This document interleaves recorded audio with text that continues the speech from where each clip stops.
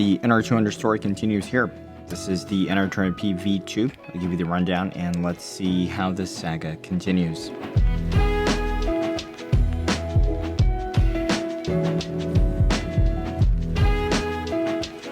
Welcome to Machines Mall. It's no secret, I love the Cooler Master NR200. It's a big part of the channel here. That case was launched 3.5 years ago. It was an overwhelmingly popular case and continues to draw many users into the world of small form factor. In the fall of 2021, we got Chapter 2. The first in Cooler Master's Max series arrived. That was the NR200P Max, which we also covered extensively here. Now, that was a different flavor of NR200 that, in addition to coming mandatory with a bundled 280 AIO and a power supply, it was tweaked to be a vertical GPU-only layout, and with that change, the CPU cooling capability for the case became very much biased towards liquid cooling. Today, perhaps you call this Chapter 3, Chapter 2.5, whatever you want, but the NR200P V2, as we'll see today, it's not entirely a new case, and it's very much based on the design of the Max, and in fact, with a small set of changes, it's basically a standalone Max. I'll walk you through some of the improvements upon that design. I'll talk through some of the differences versus the OG or the NR200P V1, and I'll show you a build and some thermal testing. Then I'll sum up this case, and we'll kind of have a brief discussion about who this case might be for. Before we begin, quick disclaimer, I bought this case myself. Typically, I work with Cooler Master on reviews like this, but for whatever reason, they didn't have media units yet, and I wanted to get you the information right away. So this one is hot off the proverbial shelf, and as with all reviews on the channel though, I'm not paid by the manufacturer for them, and you can expect fair and well-researched content. To help with the traction of these videos and to grow the channel, please give a like and make sure you are subscribed right now. It really helps, and a big thanks in advance. Alright, so NR200P V2, this one represents Cooler Master's decision to continue down the path of a liquid-cooled focused NR200. And like the Max, it allows for up to a 280 at the top, which would be installed to the rails at the top of the case, just like the Max. For that, you have what is a decent amount of radiator and fan thickness clearance. It's about 64 millimeters if you measure to the top of the power plug, but you have to be careful because that's with a 240 only. If you're using a 280, your board's ram latches, they're likely to get in the way because with the 240, my fan is sitting right on that ram latch at the edge. So with the 280, it's definitely going to hit. And that's going to be around 57, 58 millimeters like I have here with this combo, which is a 27 millimeter rad with Vantex T30s. Of course, with the 280, you're not going to use T30s here, but that's 58 millimeters right here. So this is pretty much a liquid cooling only case. Compare that to an air cooler clearance spec of 67 millimeters, which although on paper it doesn't sound too terrible, you have to keep in mind this is an 18.3 liter case and there's a graphics card directly in front of it. So not only do you have an airflow obstruction, in a combined utilization scenario, you're basically feeding the GPU's exhaust into that cooler. And I've tested this type of setup with the OG NR200 and it's really terrible. So I don't think air cooling is a reasonable option or consideration for this case. I think they should have called this the NR200 Liquid, and I believe it would have been more aptly named, but more on that later. On the outside, it looks like an NR200. I couldn't tell that there was a difference when I lined them up edge to edge. In fact, the panel is interchangeable with a regular NR200, so it's not any different. The top one, the top panel would have fit if it were not for the new I/O. With the V2, you also have the option to remove the small GPU hanger panel, like with the Max, install that to the card and then connect the riser cable, but you could also just slot the card in directly if you want to do it that way and if you have the space. And this piece is completely interchangeable with the one from the Max, so the GPU clearance in the main chamber should be the same. But if you look at the spec, GPU clearances are different versus the Max. The Max GPU length spec inside the interior chamber, it's 2 millimeters shorter at 334, so the Max is 336, the OG NR200 at 330. But what has changed, they've changed this interior front panel cutout so that part of the card can now protrude into this recess in the removable front panel. So that'll bring the card length max to 357 millimeters. So if you do choose to extend the GPU into this area, you are then limited to the width here, which is 73 millimeters of card thickness. If you do come within that 334 millimeter length number, then you can remain in the main chamber. You do get an extra, 7 millimeters to 80 millimeters.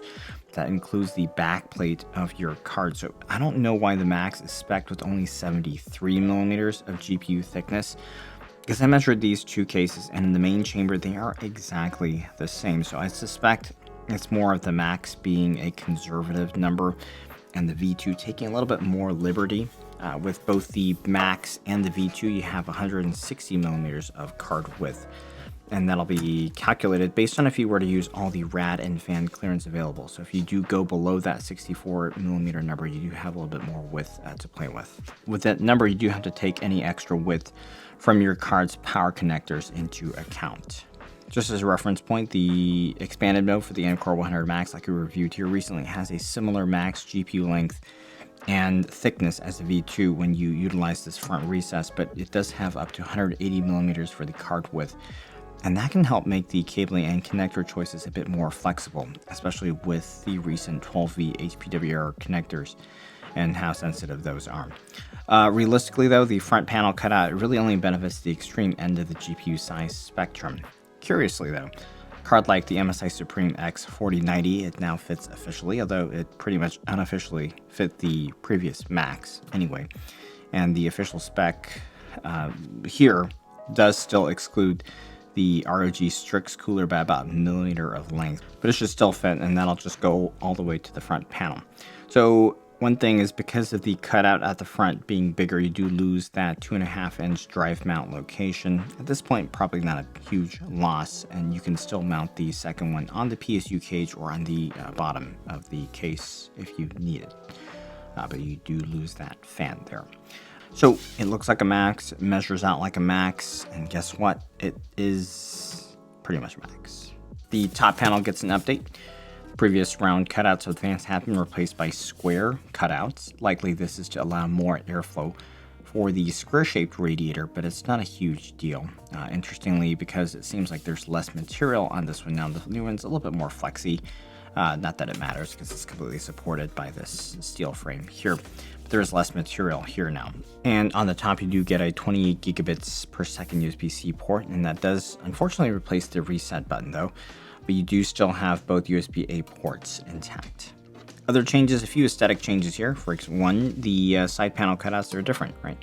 Not round holes anymore. The new pattern mirrors that of the N-Core 100 Max, which I really like. The included tempered glass panel, if you want to go that route, has at least for the white one, it has a white bezel. If you do, go for the white version I have here, a white power cable with the white one. The Velcro cable management ties are white, toolless panel clips. So, these are thoughtful touches here. You do also get a GPU supporting foot, which is handy, but it seems to have to extend almost to the max of its travel to support your typical card. And, you do get extra clips here. And I've broken a few of these before, and I wish I had a spare set. So it's pretty nice to have those. Other than those changes, this is pretty much the case only for the NR200P Max. It includes a PCIe 4.0 by 16 riser cable, which you will need for the vertical GPU. White on this one. It's a very sleek combination here. The case also comes in black as well, but you don't get the gray that's with the Max.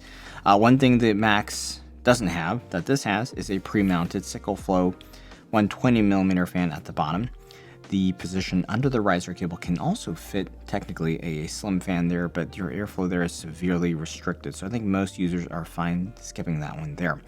Mini-itx boards only, since it's a lower position to account for the top rad, and you can use either SFX or SFXL power supplies. This case, just like the V1 and the Max, is quite approachable to build in. You still have the same goodies like the toolless panels, single things like a single front panel connector that's all grouped together, although the cable here seems woefully short to manage properly when your board connectors are close to the bottom, so hope to see some improvement there with a slightly longer cable. The cable management points are great, and they're still intact with this case, and it's still very flexible in terms of the order that you install your components in. I do have a white version of this V850 power supply, and it would have been perfect, but unfortunately it's tied up in another build right now, so Yeah, but you know, I think it goes together pretty well, and it's still fairly beginner friendly. Your airflow configuration will depend on the choice of side panel somewhat. I've tested the airflow configuration with the Max extensively. This case is not really different. I know the fan at the bottom, it comes pre-mounted as an intake, but from my testing and prior findings, I think it should always be mounted as an exhaust. Where you will differ with the rest of the airflow is when you use the tempered glass panel, especially if you have a higher powered GPU like the 6800 XT that I'm testing with, or something like a 7900 XT or 4080. You want to avoid funneling the card's exhaust through the radiator, right? Because there's no other points of exit meaningfully if you're using the tempered glass panel. So running the fans here as a top intake would be best because you draw the outside air in. If you're using the vented panel, you can do a dual exhaust like you might see on a sandwich style case, and that encourages makeup air to come through this side panel. There's a small penalty to your CPU only thermals, so if you do want the utmost for a CPU only scenario, it would also be fine to just mirror the top intake and bottom exhaust like I'm recommended with the tempered glass configuration. So here I've got a setup to exhaust on both ends as I was testing with the vented panel last. To test this out, I went with the 7900X and the 6800 XT that I have on hand. And I went with the same cooler for a direct comparison between the M1 Evo and some other cases here. So even though I could run a 280 here, I'm just using Cooler Master's PL240 White Edition. Looks quite sleek here with Fantex T30s. For a CPU-only rendering scenario, thermals are okay, but as you can see, it is in the ballpark of these other cases, so it's not particularly better. But the M1 Evo is actually very, very good in that department. Throw in the glass panel and the CPU thermals, they do get worse, and that's what we would expect here. For your top intake, it's a good option if you want to prioritize CPU performance. The dual exhaust, as you'll see, it's actually very, very good for a combined scenario, but you do lose a little bit here in terms of CPU-only thermals. For combined use, let's just do 1440p gaming. The GPU thermals with the dual exhaust, they're very good, ridiculously good. Still, all these configurations, they do result in slightly elevated CPU temps versus the competition, but if gaming is your main focus for the build, I think the dual exhaust with vented panel is going to be the go-to. The OG, it's still quite decent, and the M1 Evo, I think it strikes the best balance here, and it supports a lot of fans, which can be helpful. I really don't like the use of the glass panel with this case. If you look, those GPU thermals are really, really poor.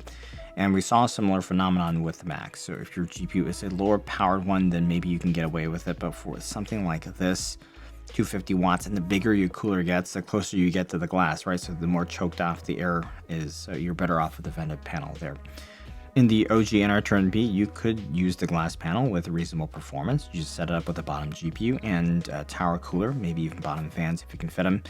And the tower cooler and the bottom GPU, those will combine well because you can mitigate the thermal impact from one component on the other in such a way that this cannot with a tempered glass panel. All right, so let's talk some recommendations. As you've seen so far, the case, it's fine. It's not a bad case per se. There's no glaring problems here. I think it's easy to build in. You have also quality of life improvements, aesthetic improvements over the Max and the V1. It's basically an improved standalone NR200P Max that a lot of folks wanted when that case launched. That being said, this case doesn't exist in a vacuum, and that's where I feel a potential tactical error was made. So first off, it's called the NR200P V2, and that suggests that this is a new and improved version of the original NR200P, which it's absolutely not. It's a step backwards in many directions, the chief one being the loss of the flexibility between liquid and air and how you want to build it up. And that flexibility suited a variety of different users. Air cooling in this case, it's not very meaningful compared to very abundant in the OG. And although you are able to place the radiator at the top of the case, which is an ideal location, that pigeonholes you into a vertical GPU with a riser cable. And if you're going to go that route anyway, a sandwich style case is far more space efficient. So all they had to do here was to not make an unforced error, and it would have been fine. This would have been a decent V2 because you just take the OG, you update the front I/O here, give it the USB-C, give it a PCIe 4.0 riser cable, and boom, you continue that legacy, right? You modify the rear panel for some added flexibility to do a Mac style layout as an option, which it's not difficult. After all, vertical GPU is already a supported option.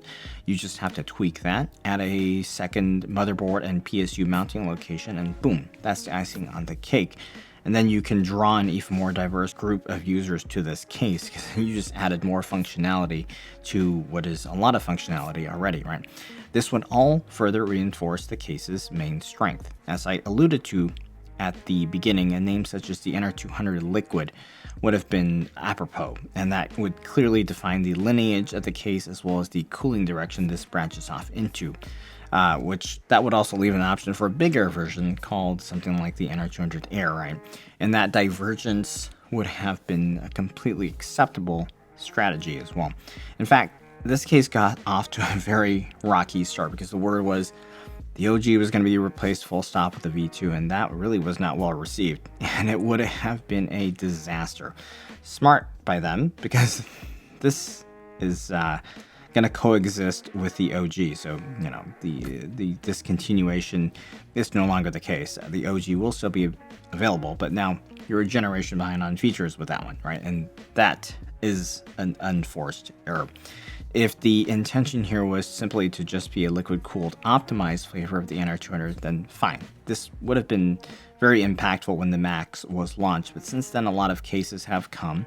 A lot of people that wanted that have gotten into the Max. And for example, if you're set on liquid cooling anyway, and a 240 will do, I think the A4H2O is a better case in many ways. Space efficiency, footprint, build quality, and oddly enough, it would also air cool better than this case. The M1 Evo shares a lot of those characteristics, and it builds in more flexibility in terms of build options, rad placement, and even has mini-itx compatibility. And so then you can also move smaller. You can go with the T1 V2. You got the C4 SFX2 that's coming soon, etc. Right? So you catch my drift. I understand that those cases come in at a higher price point, but I think they do add features that are worth it. Who is this case really for? Well, here's the thing. That's a tough question because for many users that have the NR200 already with proper part selection, which is not uncommon in SFF, you can already do something like this. And I'm planning on showing you how already. I'm going to do an updated vertical GPU build video in the OG NR200. But my thought here is this. Usually for a Mark II or V2 of anything, it needs to be something that your existing user base jumps in first to purchase. They're going to be interested in this thing and enthusiastic about it. But if you have an NR200 already, I really don't think this is at all continuing in that line, and this may not be of much interest. Heck, if you're using a tower cooler, you can't upgrade to this, right? And outside of a very narrow set of use cases, there's not much of a reason to, because even then, there are better options. If you're new to SFF, I'd still recommend the vented OG NR200 over this. There's just more options and flexibility. If you're interested in the Max, you may have gotten one already, but if you haven't yet, then this may make financial sense because with the pricing coming in at $125 US here, you could spec a 280 that you actually want, a power supply that you actually want. And even if you did want to get those components, such as the V850 SFX power supply, price-wise, you would still come out ahead of the Max bundle. If you look at the main changes, they do have to do with the GPU. So if you do have a large graphics card, Strix or Supreme X, so if you're on the extreme end of the GPU spectrum and you want to put it in a small case, this case is tailored to you. And that might appeal to you, but for everyone else, I think we can still hold out hope for a true NR200 V2, and I hope that comes soon. Anyhow, that'll do it for now. I hope this was interesting and informational. Again, it's not a bad case. It's just a very strange position right now in the market. So, yeah, help support the channel here. Give a like, subscribe. I'll leave the build components and the case links down below. Big thanks for watching today.